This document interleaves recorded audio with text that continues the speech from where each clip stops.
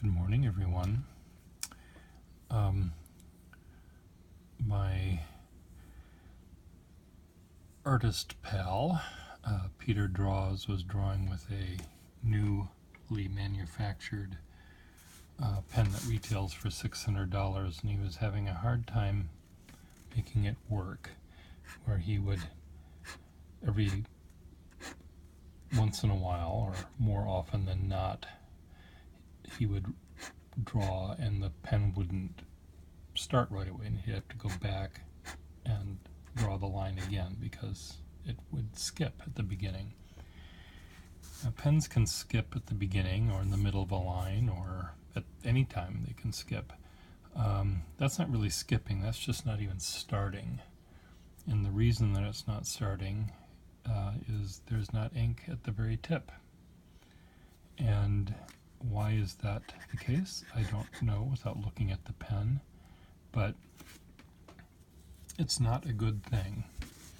And there's many reasons why pens work better. Some pens work better than other pens.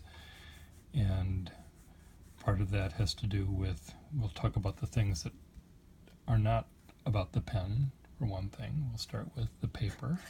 Paper is important. Some paper works well, some paper works less well. The paper I'm using here is just inexpensive paper that was used for some sort of project somewhere down the road, and it was in a recycling bin. There were probably, 5,000 or 10,000 sheets of this stuff, and I thought, well, I'm not going to let that just be thrown away. So now what happened? What happened just there? My pen hit a resonance that caused that to happen, and pretend you didn't see that. I can talk about that another time. Every once in a while that'll happen with any pen, really, but let's not talk about that for a second. So paper is important. Paper that you'll find paper that bleeds. You'll find paper that skips. You find paper that skips with certain inks. It doesn't skip with other inks. There's a lot of variables outside of the pen. But I really want to mainly focus on the pen. But let me just now talk about the ink. Ink that is thicker will tend to require you to draw or write more slowly.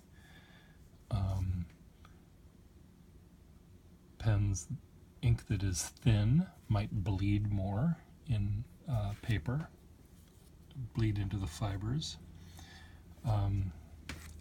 So you have to decide at your end what ink works best with your paper. You may need to spend more money on paper. You may need to spend more money on ink. You may need to do a few things there. A friend of mine manufactures ink, and I tried out some of his ink, and I was doing wedding invitations, calligraphy, and I put them aside to dry, and usually in a minute they're dry. All of the very thick lines I make, twice or three times as thick as that, take a while to dry. And so I put them aside to dry, and I go to the next one, and go to the next one. I usually do about 10 at a time. And then by that time, the first one is dry, certainly.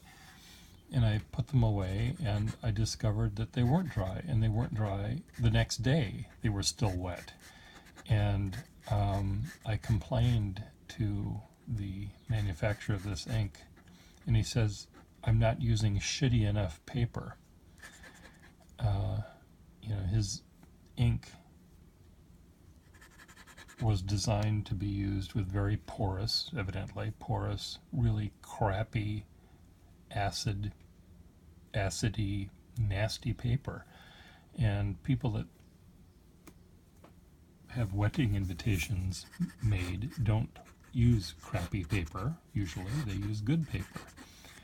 And so you know, if you really like that kind of ink, you're stuck with using crappy paper or waiting until a week later for the ink to dry.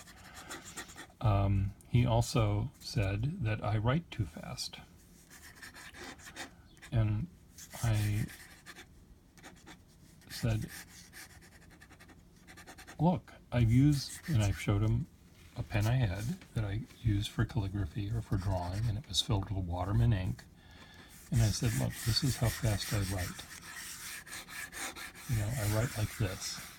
And there's no skipping anywhere in this line. This line, you know, but his ink would have skipped, you know, 50 times would have just stopped working, stopped flowing because it's too thick. Even on shitty paper, it was too thick. So when I use a pen,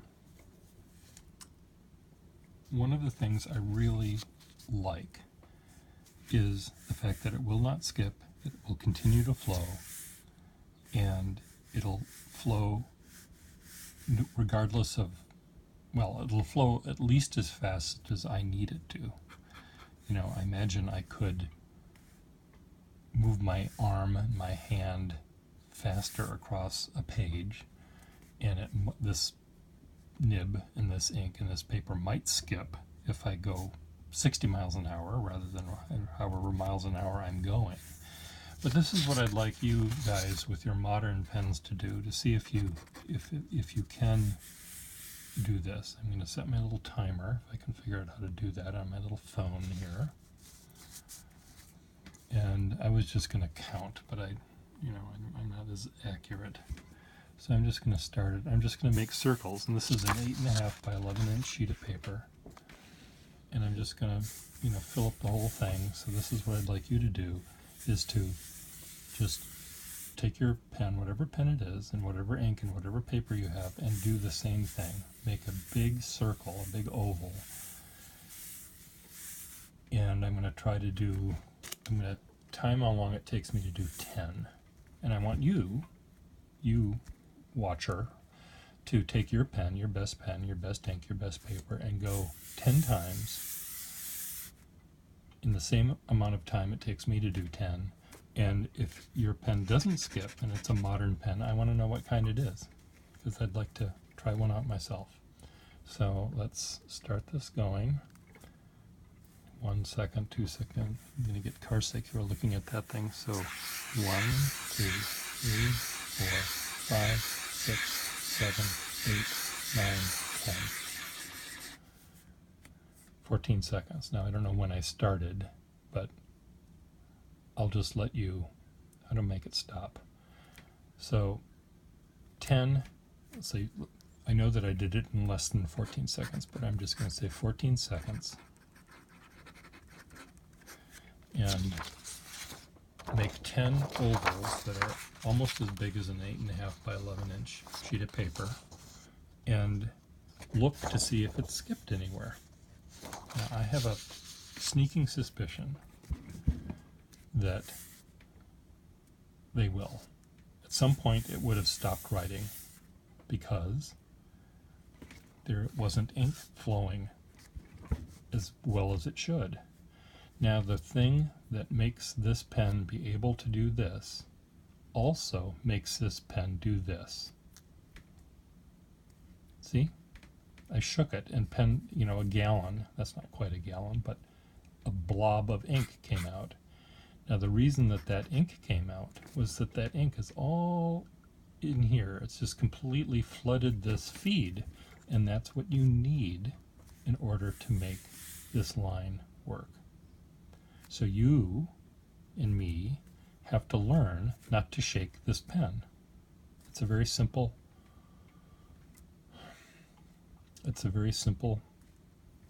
thing to learn.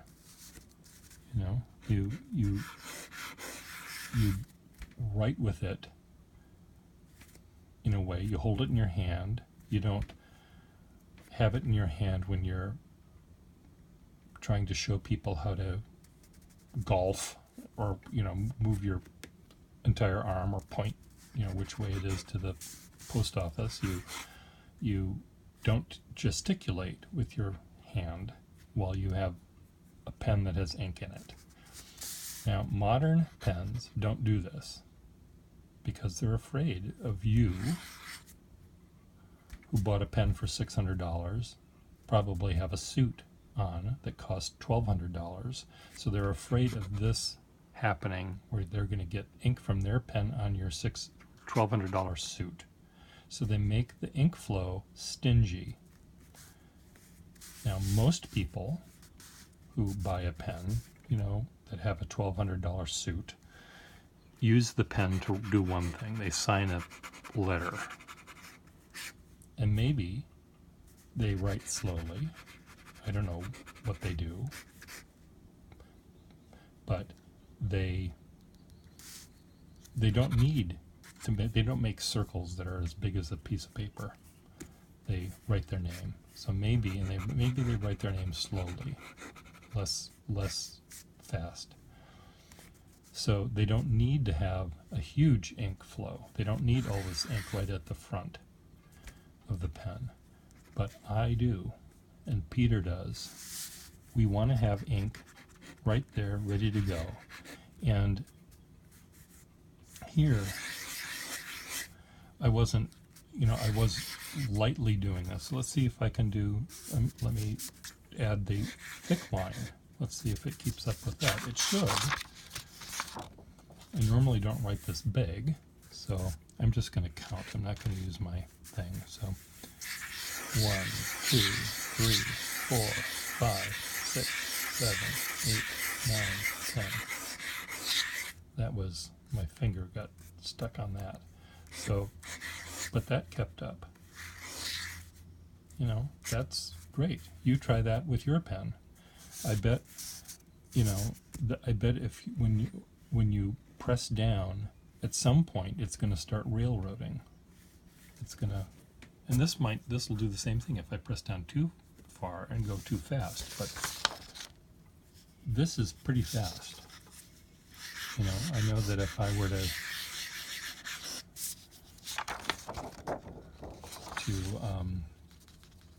if I had a huge piece of paper and I was having it be that thick for 3 feet of space, it may not keep up. But that's more than, I think pens normally aren't used to paint a house with. They're used to write on a piece of paper, and a piece of paper is not really very much bigger than a desk, and quite a bit smaller than the desk. So anyway, try these tests with your modern pens, and I really would like to know whether the modern pens can keep up with it. The nib might be great, the pen might look great, the pen might be $30 or $300 or $3,000, but I have a sneaking suspicion, and I want you to prove me wrong, that your pen, the modern pens, are going to skip. Now, if you have a pen that does that when you shake it, I didn't shake it very much. You could see how I shook it. I'm not shaking it much. Maybe if you have a pen that does that, you won't have a problem doing this. Now, one last thing I want to say. There was a friend of mine that in Boston, he worked for the Omas pen company, and he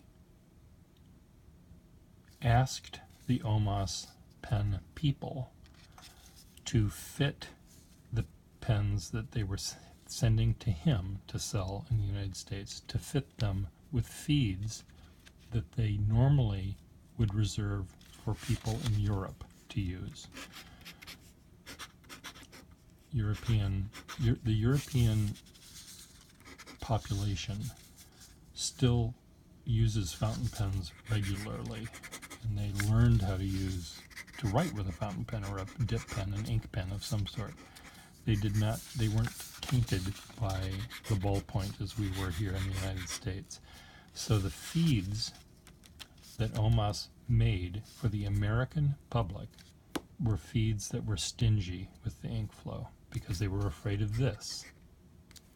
The pens that they sold in Europe to Europeans could do this, but also Europeans knew how to hold a pen and knew not to shake it.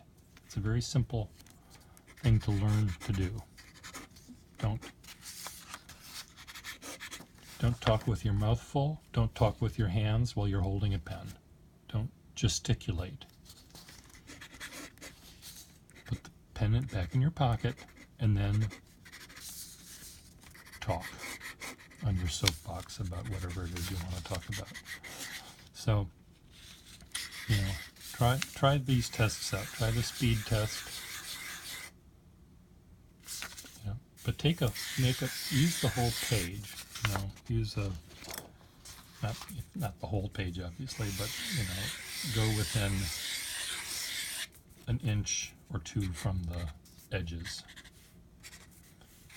I don't want you to slow down because you have to worry about going off the edge of the world there, where they be monsters. Now this little spattering that was happening, I'll just explain that to the best of my ability here. Sometimes the two tines vibrate. They're going.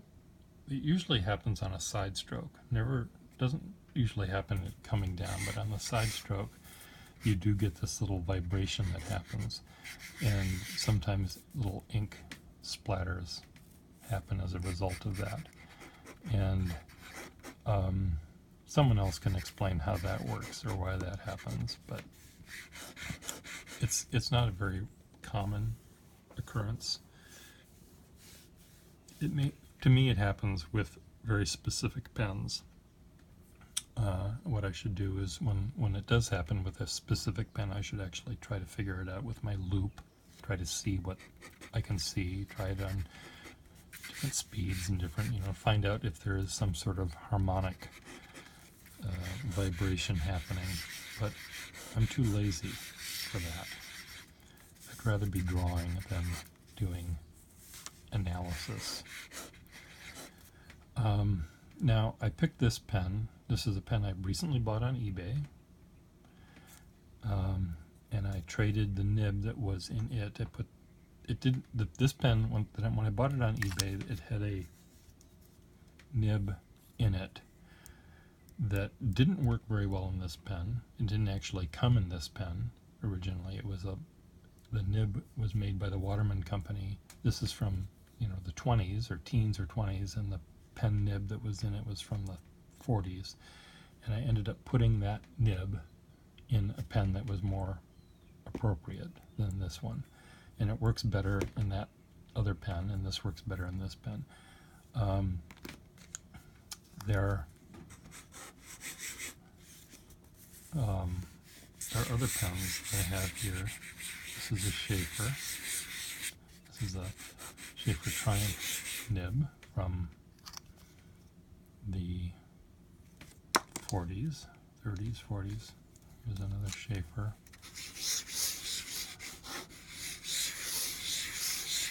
I could have done this test with all of these pens, I think.